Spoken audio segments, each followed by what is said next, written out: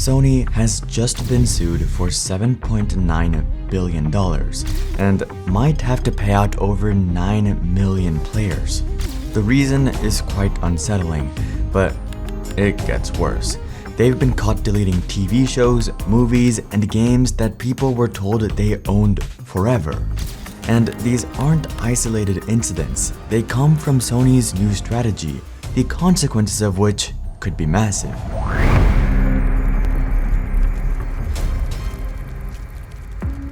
In 2022, a lawsuit was filed against Sony by Alex Neill, the CEO and founder of Consumer Voice. She's been fighting and advocating for consumers for years, and this was her biggest fight yet. So, what was her claim? The official lawsuit website states that Sony has a near monopoly on the sale of digital games and add-on content through its control of the PlayStation Store. Sony uses this dominance to enforce strict terms and conditions on game developers and publishers. These terms allow Sony to set the price of digital games and in-game content and to charge a 30% commission on every purchase. As a result, most content for PlayStation games are incredibly expensive. There has been a massive rise in the cost of digital content, along with deluxe editions of games. Hold on, can't a company charge what they want? Can't they set their own prices?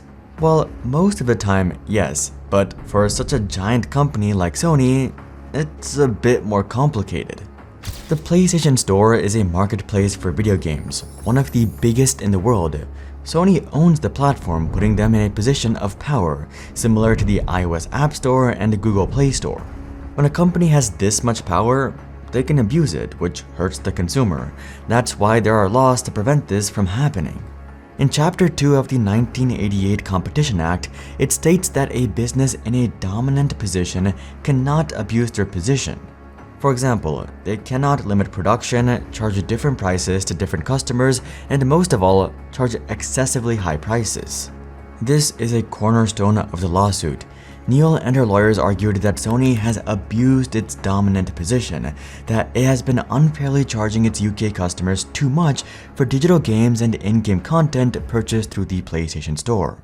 Games are now designed to incentivize players to spend as much money as possible, including children. But there was a problem. None of these arguments would matter if the lawsuit wasn't approved. Class action lawsuits in the UK need to be approved by the Competition Appeal Tribunal, and if the judges weren't convinced that PlayStation was harming consumers, it would be thrown out. Sony could continue overcharging players and it would all be for nothing. Most actually expected the suit would be thrown out, but then something unexpected happened. To Sony's dismay, in November of 2023, the UK Competition Appeal Tribunal gave Neill the go-ahead, and the lawsuit was approved to go to trial. This is the first step in ensuring consumers get back what they're owed as a result of Sony breaking the law, said Neill. Sony was sued for £6.3 billion, roughly $7.9 billion, and if the lawsuit was won, that money would be paid out to over 9 million players. This is obviously bad for Sony, and the biggest pushback they have against Neill's lawsuit is that this is common industry practice. But maybe that's a practice that needs to change. In fact, Neill's lawsuit has already created a ripple effect. Valve, the owner of Steam, has been called out for the same abuse as Sony. Valve takes 30% from all Steam purchases, meaning costs get passed down to customers just like on PlayStation. Now Valve is being sued for £656 million. It's possible many more lawsuits just like these two begin to pop up, changing the video game industry as a whole. Unfortunately, the lawsuit against Sony will likely take years to resolve. However, this entire controversy shows us something interesting about Sony. They've begun changing their entire business model as they've been pouring billions into something massive.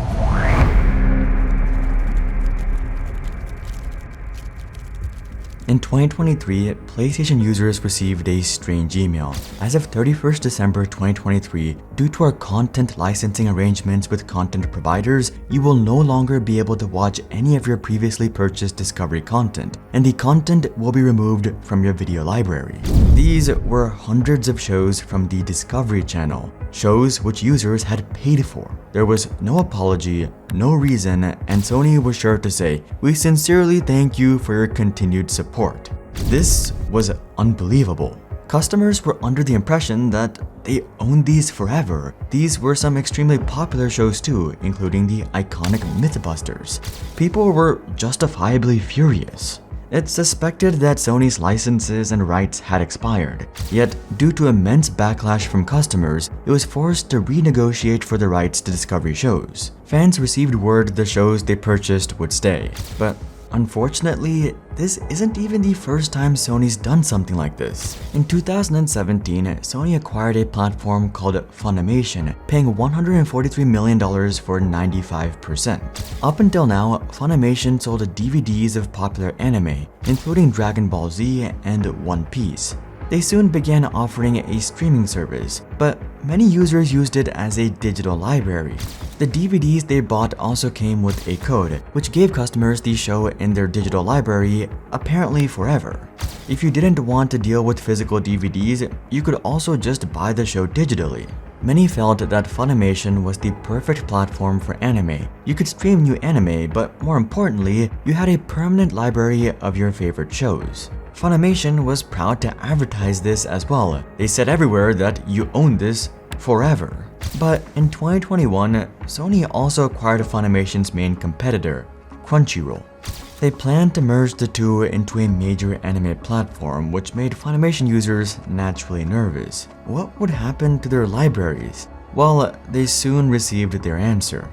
In March of 2022, Sony announced that the two platforms would be merged. Content would be migrated to Crunchyroll along with users. In an FAQ about the merger, they stated, "Please note that Crunchyroll does not currently support Funimation digital copies, which means that access to previously available digital copies will not be available." It was official. The shows users bought, which they were promised they owned forever, would be gone. Funimation was scheduled to shut down in April of 2024, but unlike the Discovery controversy, there was no happy ending. Users were naturally devastated and furious at Sony, yes, but also at the new digital landscape that everything had moved to. To add salt to the wound, Crunchyroll also announced a price increase from $55 a year to $99 a year. How does something like this even happen? Aren't there terms and conditions? Don't you own what you buy legally speaking? Well, for digital media, the truth is a bit unsettling. In the digital world, you don't technically own anything, even content that you purchase.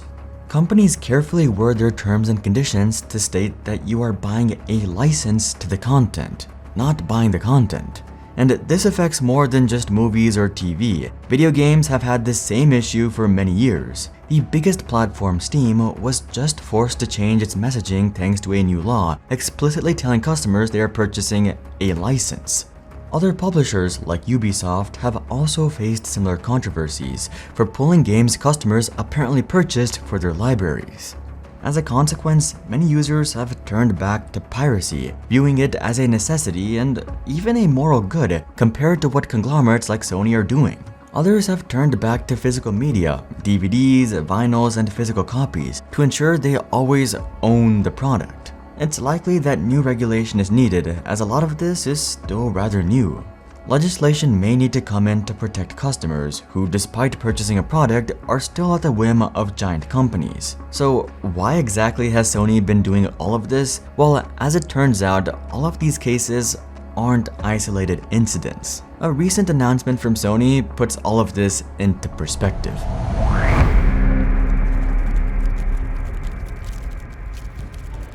Sony has been changing their strategy.